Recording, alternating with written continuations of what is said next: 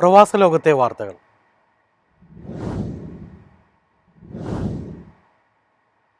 GCC രാജ്യങ്ങളിലെ എല്ലാ പ്രവാസികൾക്കും ഇനി കുവൈറ്റ് സന്ദർശനം എളുപ്പമാകും. ഓൺ അറൈവൽ വിസ സൗകര്യം പ്രാബല്യത്തിലായി. GCC രാജ്യങ്ങളിലെ പ്രവാസി താമസക്കാരിൽ ഡോക്ടർമാർ, എഞ്ചിനീയർമാർ, ജഡ്ജിമാർ, എക്സിക്യൂട്ടീവുമാർ എന്നിങ്ങനെ നിശ്ചിത പ്രൊഫഷണലുകൾക്ക് മാത്രമാണ് കുവൈറ്റിലേക്ക് ഓൺ അറൈവൽ വിസ നൽകിയിരിക്കുന്നത്. എന്നാൽ ഇനി UAE, Qatar, Saudi, Bahrain, Oman തുടങ്ങി GCC രാജ്യങ്ങളിൽ താമസിക്കുന്ന ഏതൊരു പ്രവാസിക്കും കുറഞ്ഞത് 6 മാസത്തെ കാലാവധിയുള്ളതും നിയമസാധുതയുള്ളതുമായ റെസിഡൻസി പെർമിറ്റ് ഉണ്ടെങ്കിൽ കുവൈറ്റിലേക്ക് ഓൺ അറൈവൽ വിസയിൽ പ്രവേശിക്കാം. പുതിയ നിയമം നടപ്പാക്കുന്നതായി ആഭ്യന്തര മന്ത്രാലയത്തിലെ അണ്ടർ സെക്രട്ടറിയെ ചുമതലപ്പെടുത്തിയിട്ടുണ്ട്. പ്രവാസികൾക്കും വിനോദസഞ്ചാരികൾക്കും യാത്ര സൗകര്യപ്പെടുത്താനും കുവൈറ്റിലെ ടൂറിസം വളർത്താനും ലക്ഷ്യമിട്ടുള്ള നടപടിയുടെ ഭാഗമായാണ് ഈ തീരുമാനം. News desk MyFin TV.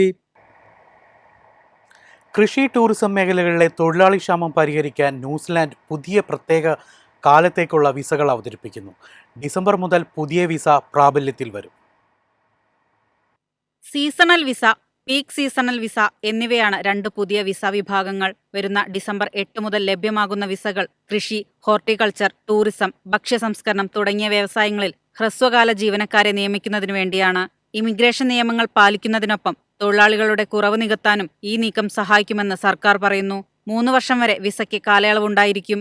യോഗ്യത നിലനിർത്താൻ വിസ ഉടമകൾ ഓരോ വർഷവും ന്യൂസിലാൻഡിന് പുറത്ത് കുറഞ്ഞത് 3 മാസമെങ്കിലും ചെലവഴിക്കണം. ഈ വിസയ്ക്ക് ലേബർ മാർക്കറ്റ് ടെസ്റ്റോ ഇംഗ്ലീഷ് ഭാഷാ വൈദഗ്ധ്യത്തിന്റെ തെളിവോ ആവശ്യമില്ല. മാനദണ്ഡങ്ങൾ പാലിച്ചാൽ ഉടമകൾക്ക് മറ്റ് വിസ തരത്തിലേക്ക് മാറാൻ കഴിയും. വിസ ഉടമകൾക്ക് ആശ്രിത വിസകൾ സ്പോൺസർ ചെയ്യാൻ കഴിയില്ല. ഈ വിസകൾ സ്ഥിരമായ കുടിയേറ്റത്തിലേക്കുള്ള വഴിയല്ലെന്നും പ്രത്യേക കാലത്തിലെ ആവശ്യത്തിനു വേണ്ടിയുള്ളതാണെന്നും സർക്കാർ ഊന്നിപ്പറയുന്നു. News desk MyFin TV. പലസ്തീനെ രാജ്യമായി അംഗീകരിക്കാൻ ഓസ്ട്രേലിയയും തയ്യാറായി. ഗാസയിലെ സംഘർഷം അവസാനിപ്പിക്കാനും പലസ്തീൻ ജനതയുടെ സ്വയം നിർണയാവകാശം ഉറപ്പാക്കാനുമുള്ള ശ്രമങ്ങളുടെ ഭാഗമായാണ് ഓസ്ട്രേലിയയുടെ ഈ തീരുമാനം. കഴിഞ്ഞ 2 ആഴ്ചയ്ക്കുള്ളിൽ പലസ്തീനെ അംഗീകരിക്കുന്ന 5ാമത്തെ പ്രധാനപ്പെട്ട രാഷ്ട്രമാണ് ഓസ്ട്രേലിയ.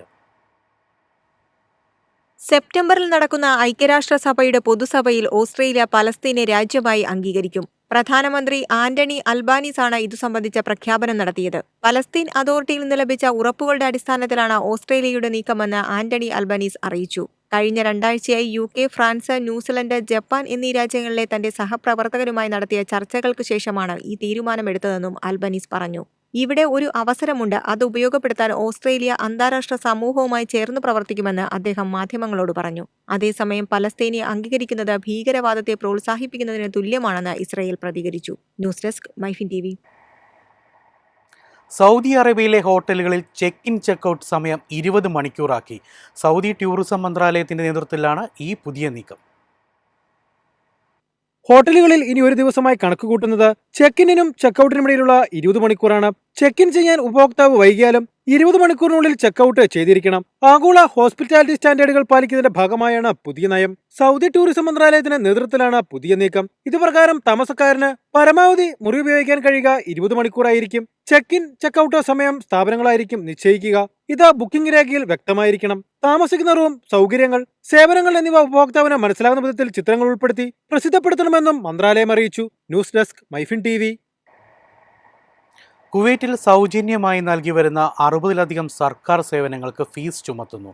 വാണിജ്യ വ്യവസായ മന്ത്രാലയത്തിൻ്റെതാണ് തീരുമാനം.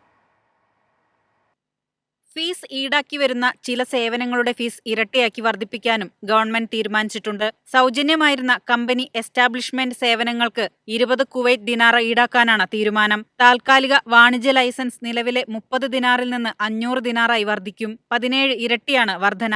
മൂലധന വർധനയ്ക്കുള്ള അനുമതി, ഓഹരിയിൽ മാറ്റം വരുത്തൽ, ബിസിനസ് പങ്കാളിയുടെ എൻട്രി, എക്സിറ്റ് സേവനങ്ങൾ, കമ്പനി ലിക്വിഡേഷൻ എന്നിവയുടെ ഫീസ് 25% ഉയർത്താനാണ് തീരുമാനം. വർഷങ്ങൾക്ക് ശേഷമാണ് സർക്കാർ സേവനങ്ങൾക്കുള്ള ഫീസ് ഭേദഗതി ചെയ്യുന്നത്. News desk MyFin TV.